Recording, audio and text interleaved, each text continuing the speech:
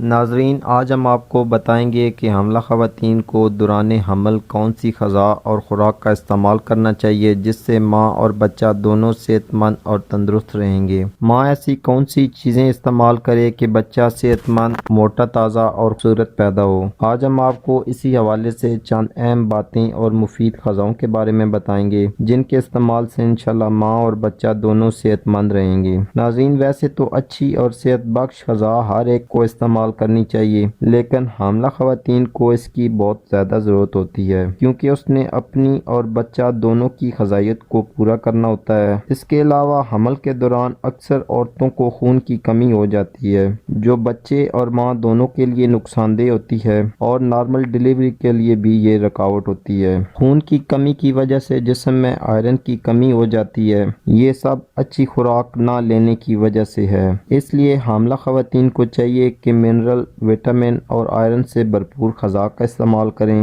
نشاستہ دار اور ریشہ دار غذاؤں کا استعمال زیادہ سے زیادہ کریں کیونکہ وہ جلد ہضم ہو جاتی ہیں اور کیلشیم، میگنیشیم، فاسفورس سے بھرپور ہوتی ہیں، اور ان کے استعمال سے قبض بھی نہیں ہوتی۔ اکثر خواتین کو حمل کے دوران قبض کا مسئلہ رہتا ہے، اس لیے ان کو چاہیے کہ وہ ریشہ دار غذاؤں کا استعمال زیادہ سے زیادہ کریں تاکہ قبض کا مسئلہ نہ ہو۔ اس کے علاوہ حاملہ خواتین کو چاہیے کہ دودھ اور دودھ سے تیار شدہ اشیاء کا زیادہ سے زیادہ استعمال کریں، لیکن دودھ سے بھی قبض ہو جاتی ہے، اس لیے دودھ میں سونف ڈال کر استعمال کریں۔ دودھ اور جو کا دلیا بنا کر ناشتے میں استعمال کریں۔ اس کا استعمال سردیوں میں کریں، اگر گرمیوں کا موسم ہو تو ناشتے میں دہی کا استعمال کریں۔ اس کے علاوہ گوشت کا استعمال ہفتے میں ایک بار لازمی کریں، لیکن گوشت کو سبزی کے ہمراہ پکائیں، یعنی مکس گوشت اور سبزی کا استعمال کریں۔ سبزیوں میں ہرے پتوں والی سبزیوں کا زیادہ استعمال کریں جن میں پالک،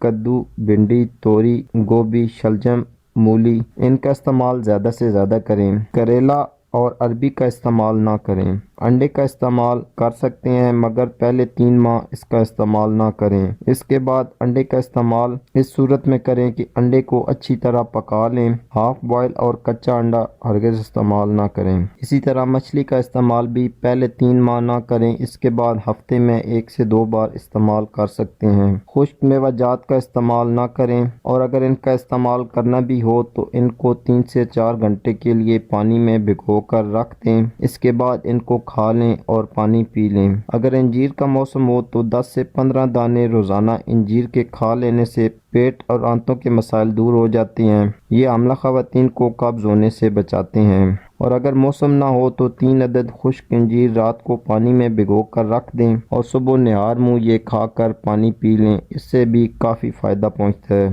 اس کے علاوہ فروٹ کا زیادہ سے زیادہ استعمال کریں اور کوشش کریں کہ 2 سے 3 عدد سیب روزانہ کھا لیا کریں۔ فروٹ آپ ہر قسم کا کھا سکتے ہیں مگر آم، پپیتا اور پائن ایپل کا استعمال ہرگز نہ کریں۔ تو آج کے لیے اتنا ہی ناظرین، امید کرتا ہوں آج کی ویڈیو آپ کے لیے فائدہ مند ثابت ہوگی۔ اسی کے ساتھ اجازت چاہتا ہوں، اللہ حافظ۔